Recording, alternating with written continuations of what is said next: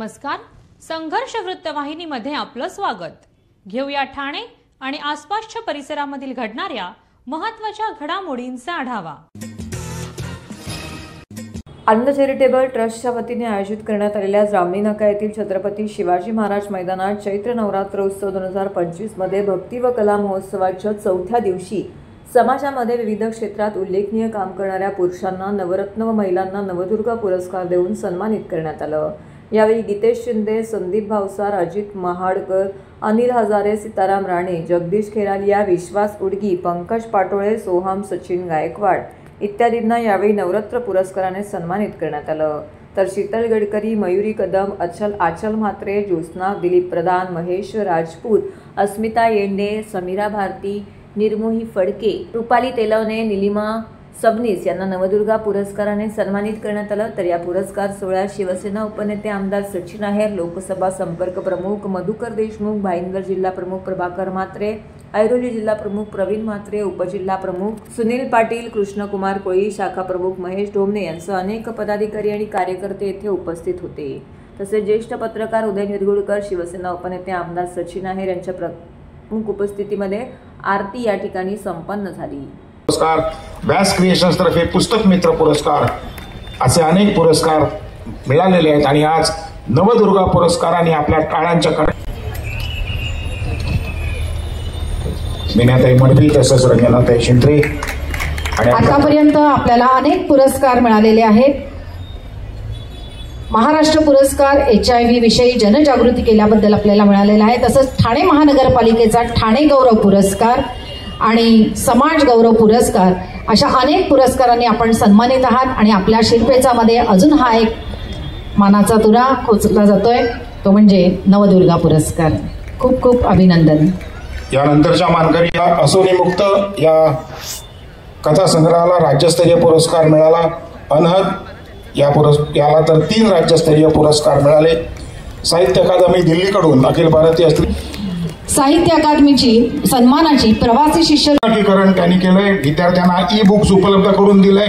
आपल्याला माहिती आहे CD देशमुख ही संस्था सरकारी सेवेमध्ये IAS ऑफिसर घडवण्यासाठी मार्गदर्शन करतं. ग्लोबल प्रकाशित झालेले आहेत. अण्णा देशमुख यांच्या हस्ते आपण त्यांचा सन्मान करत आहोत. तसंच माननीय सचिनजी आहेर आणि राजनजी विचारे यांच्या उपस्थितीत त्यांचा गौरव. म्हणजे वास्तव सांगायचं तर माझ्या पिढीने, म्हणजे मी सुद्धा काही आता लहान नाही, आपलं हार्दिक अभिनंदन. सचिन आहेर यांच्या शुभ हस्ते हा आपल्याला गौरव प्रदान. ऑल इंडिया बँक एम्प्लॉईज असोसिएशनचे राष्ट्रीय चिटणीस, all trades union in Maharashtra स्टेटचे वैद्यकीय क्षेत्रात असो किंवा सामाजिक क्षेत्रात असो, अशा वेळी जेव्हा आम्ही बाहेर येतो त्यावेळेस आमच्या पाठीशी आमच्या कुटुंबाचा, आमच्या घरातल्या कर्तृत्वान पुरुषाचा हात असतो आणि म्हणून आम्ही सगळ्या ठाणे महानगरपालिकेचे मालमत्ता कर म्हणजेच प्रॉपर्टी टॅक्स भरण्याचे आवाहन.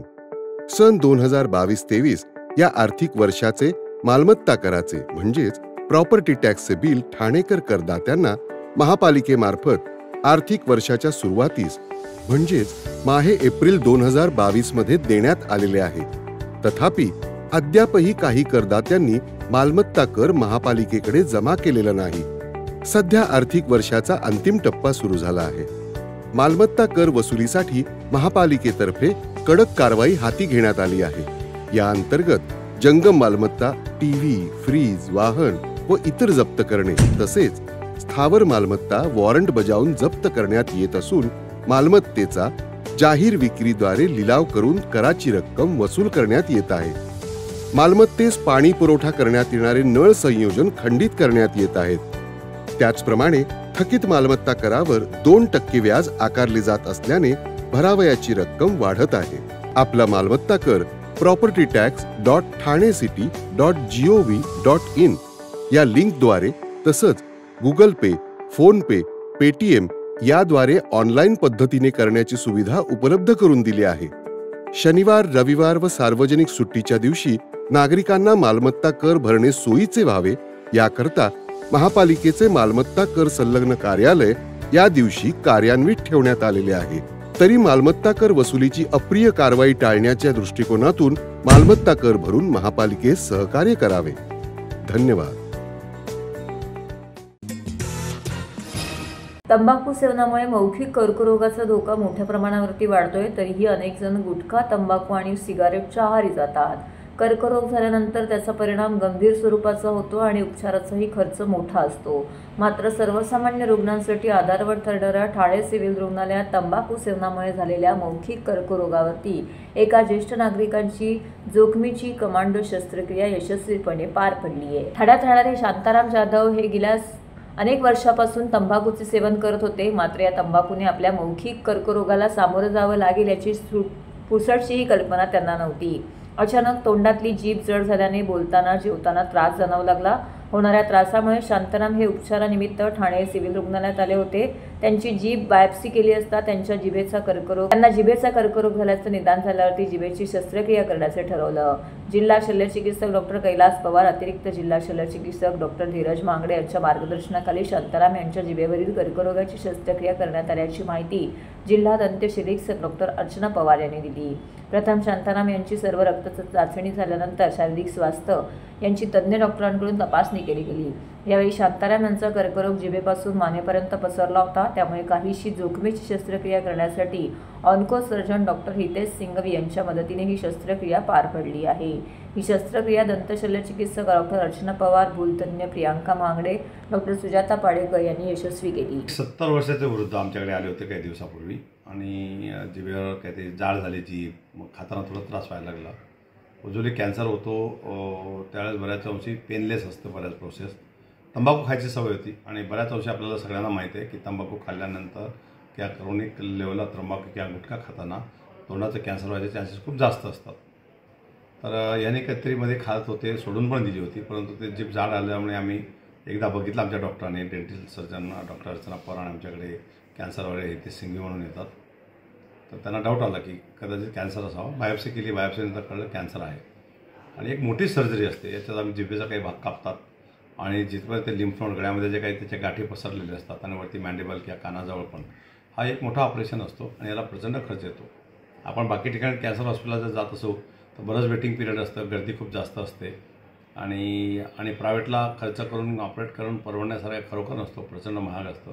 याला कमांडो सर्जरी करतात, खूप मोठी सर्जरी, 3 लेवलला सर्जरी केली जाते. ती सर्जरी अवघड आहे, परंतु आपल्याकडे कॅन्सर वगैरे येतात. आपण कॅन्सरमुक्त भारतसाठी किंवा कॅन्सरच्या ट्रीटमेंटसाठी सगळी व्यवस्था करतो आहे. कॅन्सर डिटेक्शन आणि ट्रीटमेंटची व्यवस्था इथे करतो आहे सिव्हिलला. आमच्या टीमनी एकदा ठरवलं, मला विचारलं की त्यांनी काय आपण इथे करता येईल का, तर आपण करू. बाहेरनं कॅन्सर स्पेशलिस्ट बोलून आम्ही 1-2 लोकांशी बोललो. इथे सिंघवी, डॉक्टर अर्चना पवार, आमची सगळी डेंटलची टीम यांनी, अनस्थिसिस्ट महागडे मॅडम, धीरज सर आमचे ॲडिशनल सिव्हिल सर्जन वगैरे, आम्ही सगळ्यांनी ठरवलं की हे ऑपरेशन करूया. आम्ही ऑपरेशन केलं आणि सक्सेसफुल ऑपरेशन झालं. पेशंट आता व्यवस्थित आहे. मला खरोखर अभिमान आहे या गोष्टीचा. ही 5वी सर्जरी आपल्याकडे, कमांडो सर्जरी जी आहे. बाहेरून कॅन्सर पेशंट आमची एवढी धडपड असते की सगळ्यात चांगल्या ट्रीटमेंट लोकांना मिळाव्या, चांगल्या सेवा मिळाव्या आणि लोक खरोखर आमच्याकडे समाधानी होऊन जायला पाहिजे. आणि पुण्याचं पण काम आमचे लोक करत असतात. तिची एक धडपड होती आणि त्याच्यामध्ये खरोखर समाधानी. 70 वर्षाच्या माणसाचं आम्ही इथं ऑपरेशन करू शकलो आणि पेशंट व्यवस्थित झालं. मी आमच्या सिव्हिलची जी काही टीम आहे, स्टाफ नर्सेस असतील, ओटीचे ऑपरेशन थिएटरचे लोक असतील, आमचे मामाज असतील, मावशी असतील, आमचे स्टाफ नर्स, डॉक्टर्स आणि स्पेशालिस्ट, बाहेर येणारे डॉक्टर, यांना खरोखर धन्यवाद देतो की अतिशय सुंदर काम करताय आणि आम्हाला खरोखर प्राऊड फील होतं या गोष्टीचं. आणि असंच काम करत राहू आम्ही, असं मी नेहमीच सांगतो आम्हाला. आणि असंच काम करायचा प्रयत्न राहील. लोकांना खरोखर मी आवाहन करतो की मला असल्या काही गोष्टीची मदत लागली तर सिव्हिलला या, आम्ही नक्कीच मदत करू, त्यात काही शंका नाही. धन्यवाद. राज्य सरकारच्या वतीने लागू करण्यात आलेली मुख्यमंत्री लाडकी बहीण योजना प्रचंड कौतुकाची ठरली असून राज्यात महायुतीचे सरकार स्थापन होण्यास ही योजना गेम चेंजर ठरली आहे. सरकारने यापूर्वी अनेक योजना राबवल्या आहेत, पण या योजनेची लोकप्रियता घराघरात पोहोचली आहे. सरकारच्या वतीने स्त्री जन्माचे स्वागत करण्यासाठी माझी कन्या भाग्यश्री योजना राबवण्यात येत असून पहिल्या मुलीवरती समाधान मानणाऱ्या पालकांना 50,000 रुपयांचे अनुदान शासनातर्फे देण्यात येत आहे. लेक लाडकी योजना ही सुरू करण्यात आली आहे. त्यामध्ये मुलीच्या वयाच्या 18 वर्षापर्यंत 75,000 रुपयांची मदत शासनातर्फे दिली जाते. त्यातच आता श्री सिद्धिविनायक ट्रस्टतर्फे सिद्धिविनायक भाग्यलक्ष्मी योजना राबवण्यात येत आहे. न्यास व्यवस्थापन समितीने यास मान्यता दिली आहे. मुलीच्या जन्मास प्रोत्साहन देणे, त्यांच्या शिक्षणासाठी आर्थिक मदत करणे, मुलींच्या सक्षमीकरणासाठी प्रयत्न करणे या उद्देशाने केंद्र व राज्य शासनाच्या स्तरावरून लेख वाचवा लेकीला शिकवा या स्वरूपाच्या धोरणाला सिद्धिविनायक गणपती मंदिर न्यासाचाही हातभार लागावा या हेतूने महाराष्ट्रातील शासकीय रुग्णालयात जन्मास आलेल्या बालकांच्या नावाने 10,000 रुपयांचे फिक्स डिपॉझिट स्वरूपात त्यांच्या मातेच्या खात्यावरती ठेवण्याची योजना प्रस्तावित करण्यात आलेली आहे. न्यास व्यवस्थापन समितीकडून अशा स्वरूपाची अभिनव योजना राबवण्यास मंजुरी देण्यात आली असून याबाबतचा प्रस्ताव शासनाच्या मान्यतेस्तव सादर करण्यात आलेला आहे. शासनाच्या मान्यतेनंतर या योजनेसाठीचे निकष लवकरच जाहीर करण्यात येतील अशी माहिती सिद्धिविनायक ट्रस्टकडून देण्यात आलेली आहे. सिद्धिविनायक गणपती मंदिर हे महाराष्ट्रातलं नव्हे तर देशातलं एक प्रसिद्ध नावाजलेलं मंदिर आहे आणि गणपती बाप्पाच्या दर्शनासाठी देशभरातून आणि बाहेरच्या देशातूनही लोक येत असतात. आता ह्या मंदिराच्या माध्यमातून सामाजिक उपक्रम आमचे बरेच चालू असतात, पण माझ्या मनात आणखी एक विषय आला की आपण डायलिसिस सेंटर चालवतो, पुस्तकपेढी चालवतो, विद्यार्थ्यांना मदत करतो, रुग्णांना मदत करतो, वैद्यकीय मदत असते महाराष्ट्रातल्या रुग्णांना.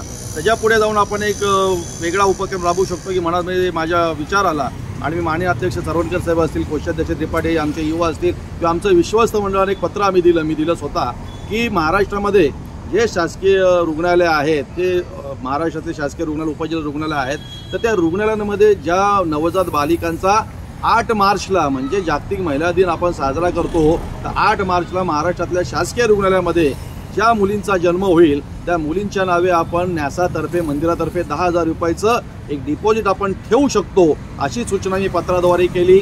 आणि काल आमची जी बजेटची सभा झाली मंदिराची, त्या मंदिराच्या बजेटच्या सभेमध्ये पुन्हा विषय चर्चेला गेला आणि सर्वानुमते तो मंजूर केला गेला आणि तो आता महाराष्ट्र शासनाकडे आपण मंजुरीसाठी पाठवलेला आहे.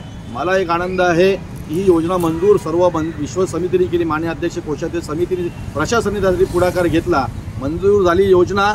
त्यानंतर मग ते निकष लावले जातील. त्या निकषामध्ये मग या 8 मार्चपासून या 8 मार्चला ज्या मुलींचा जन्म झाला असेल आणि किंबहुना पुढच्या प्रत्येक वर्षामध्ये ज्या मुलींचा 8 मार्चला जन्म होईल जे निकषात बसतील ते निकष आम्ही लवकर जाहीर करू शासनाची मान्यता मिळाल्यानंतर. आणि केंद्र शासन किंवा महाराष्ट्र शासनाचं धोरण आहे बेटी बचाओ बेटी पढाओ आणि या धोरणालाच या उपक्रमालाच या मंदिरानं पुढे नेण्याचा प्रयत्न केलेला आहे. आणि श्री सिद्धिविनायक भाग्यलक्ष्मी योजना या योजना आम्ही हे नाव दिलेलं आहे. मला वाटतं की सर्व मंदिरं सामाजिक उपक्रम करतात, वैद्यकीय उपक्रम राबवतात, पण अशा प्रकारचा शासनाच्या धोरणाला पाठिंबा देणारं आणि बेटी बचाओ बेटी पढाओ या धोरणाला पुढे नेणारं ही अभिनव योजना राबवणारं कदाचित, मी पूर्ण 100% सांगू शकत नाही, पण कदाचित हे मंदिर श्री सिद्धिविनायक गणपती मंदिर न्यास मुंबई हे महाराष्ट्रातील किंवा देशातील हे पहिलं मंदिर असेल असं मला या ठिकाणी नमूद करायचं आहे.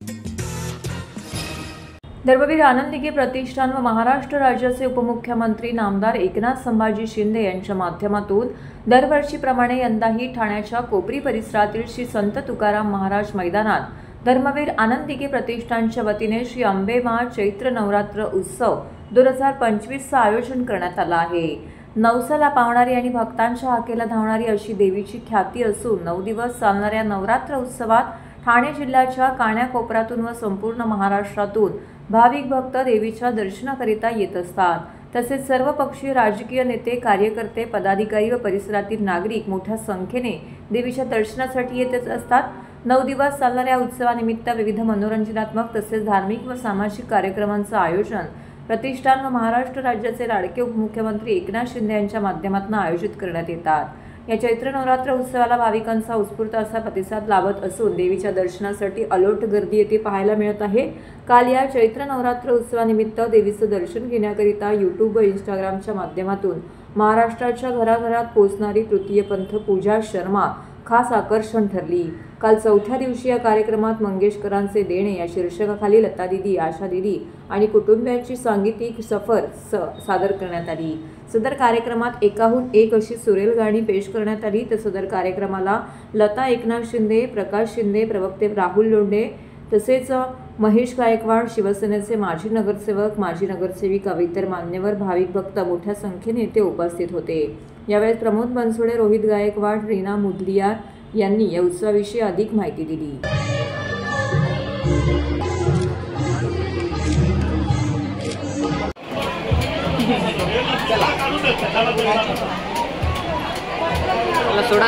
पहले तो सबको नमस्ते.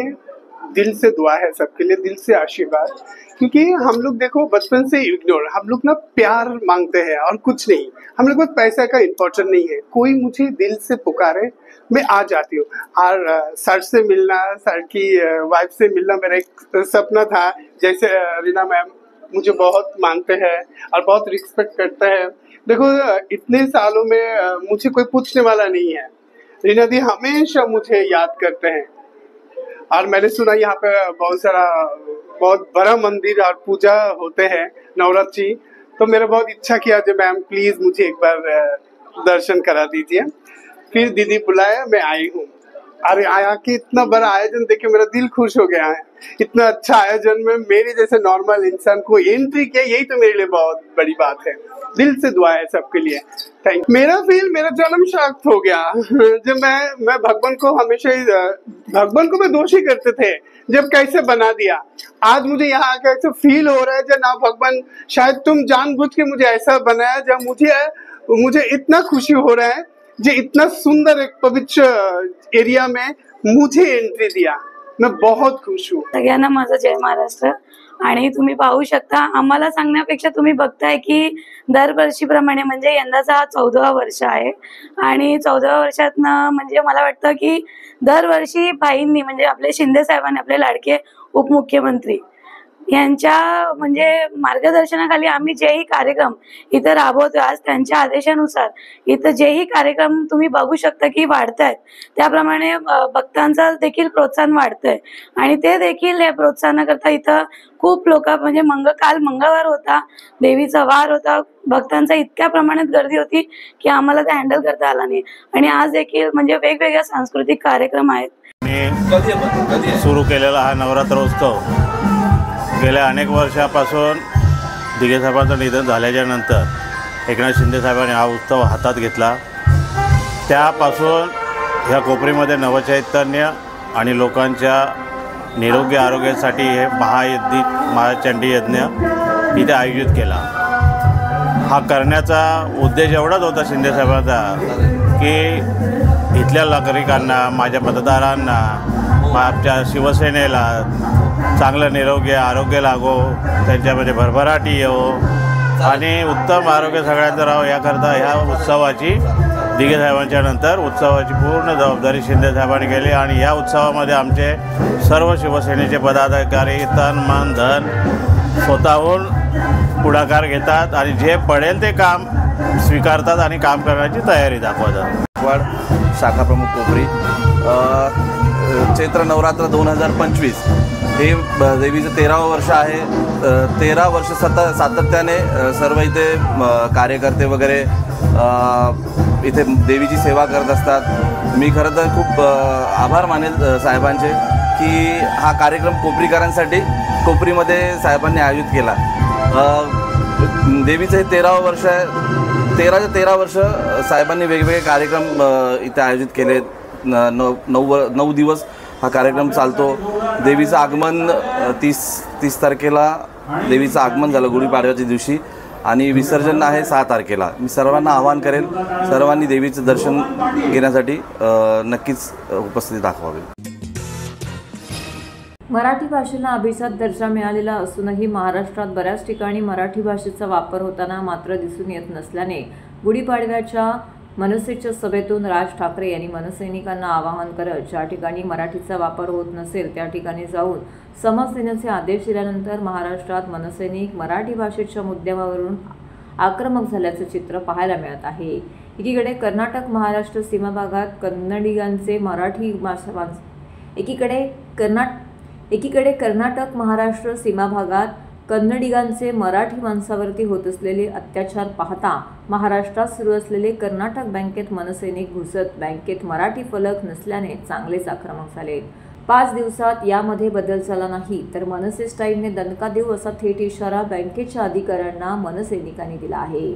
आज मनसे ठाणे शहर अध्यक्ष रवींद्र मोरे यांच्या नेतृत्वाखाली सदर आंदोलन यावेळी करण्यात आले। आम्ही ऐकणार नाही आणि आरबीआयच्या गाईडलाईन्स आहेत, तुम्ही आरबीआय तुम्ही वाचता ना, हे घ्या। आता तुम्हाला आम्हाला दुर्दैव आहे की मराठी माणसालाच हे पुस्तक द्यावं लागते व्याकरणाचं, हे पुस्तक घ्या आणि इथून सुरुवात करतो। हे तुमच्याकडे किती काय स्टाफ काय स्टाफ आहे तुमचा? किती लोक आहेत? किती कोण कोण आहेत ते? आमच्याकडे म्हणजे 20 मराठी आहेत. बाकी सगळे इथे आल्यावरती सगळ्यांनी मराठी, सगळे मराठी बोलतात. दुसरी गोष्ट तिथे बाहेर तो इंग्लिश आम्ही थांबतोय तिथे मराठी म्हणत आहे, नाहीये मराठी. मला सही करून द्या. सर एक मिनिट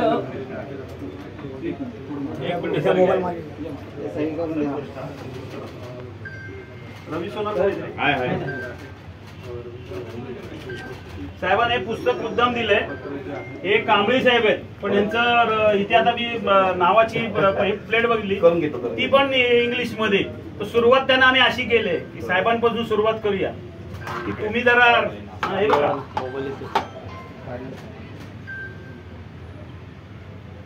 आता साहेब तुम्ही आमच्या सोबत आम्हाला दाखवा बँकेत काय काय चाललंय. आम्हाला बोर्ड सगळे बघायचे, तुमच्या सोबत बघायचं. चला हे ना बाहेर जाऊ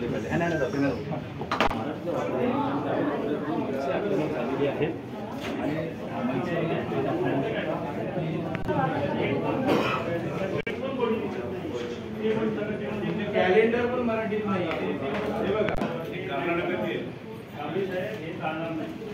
महाराष्ट्र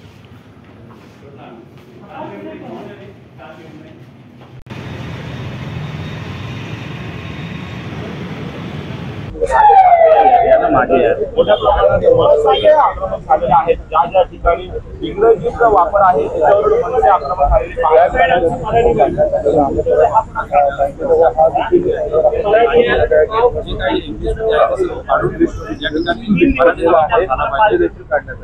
आणि 5 दिवसाचा अल्टिमेट आहे तो मनसेने दिलेला आहे. आणि 3 दिवसाचे आहेत बोलले. आम्ही त्यांना 1 आठवडा देतोय. 1 आठवड्याच्या ते सगळं आहे की एक साईड मराठी असली पाहिजे. आणि हे कांबळे आहे, त्यांचा हे आपले जे शाखा प्रबंधक आहेत प्रमुख, त्यांचं नाव कांबळे, हे मराठी आहेत. म्हणून आम्ही यांना विनंती केली तुमच्यापासून सुरुवात करा. तुम्ही मराठी आहात, महाराष्ट्रातल्या कुठे हे तरी मराठी दिसलं पाहिजे. तर त्यांनी हात बोर्ड आम्ही काढायला लागला. हाताचे आता लावणार नाही, परंतु हे जे बोर्ड आहेत ह्याच्यामध्ये पण एक साईड मराठी असली पाहिजे. ते त्यांनी मान्य केले. तुम्हीच सांगा तुम्ही मान्य केले.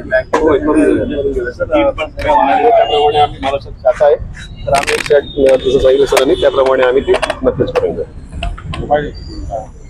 सर कधीपर्यंत हे सरांनी आठवड्याची मुदत दिली आहे. त्या आठवड्याच्या मुदतीमध्ये आम्ही ते करायचा प्रयत्न करू 100%. पण होईल ज्याप्रमाणे सांगितलं. सर काय सांगाल?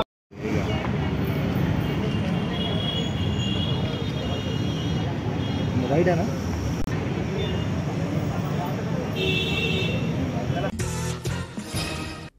तर हे होतं संघर्ष वृत्तवाहिनीचं आजचं बातमीपत्र. उद्या पुन्हा भेटू याच वेळी याच ठिकाणी ताज्या घडामोडींसह. तोपर्यंत नमस्कार.